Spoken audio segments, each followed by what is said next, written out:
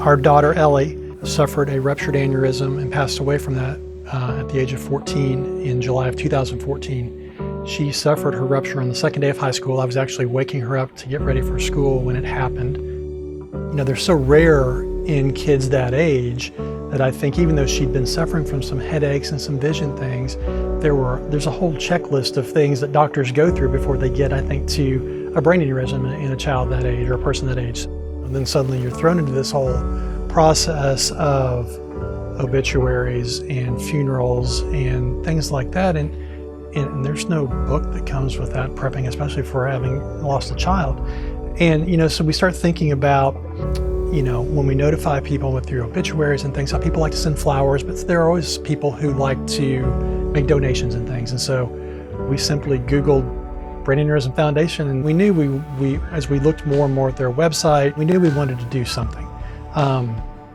You know, we saw the events that they held or host, and so that started driving us more towards the 5K we host every October to raise money and awareness. You know, it just kind of took on almost a life of its own as we got educated more on brain aneurysms and the organizations that are there and the things that people do. We knew that's kind of something we wanted to get involved with.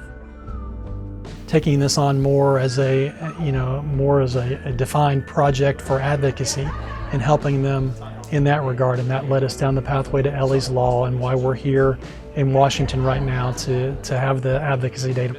I'm just so happy to be here, and I'm so excited that you're on board to help with Ellie's Law. Really, the goal for Ellie's Law is to drive an additional $5 million in funding over 5 years, so $25 million in total. That then it goes to the NIH, and it's dedicated towards additional research into brain aneurysms. That's really what this is about, is funding more and more research. It's really an underfunded initiative within the federal government right now when you compare it to a lot of other diseases and syndromes. And so we're just looking to drive a little bit of a higher number into that for more research funding. Aside all the privately funded research initiatives that are out there, it'd be nice to have the government backing this more strongly at this point in time. Thank you so much. Very well. There's a lot of life to Ellie.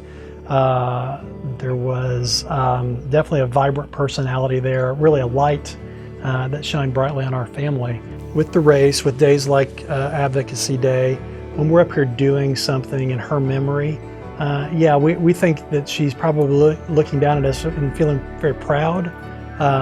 But yeah, it'd be a lot nicer to have her here with us as a survivor. Definitely not the same and never will be the same.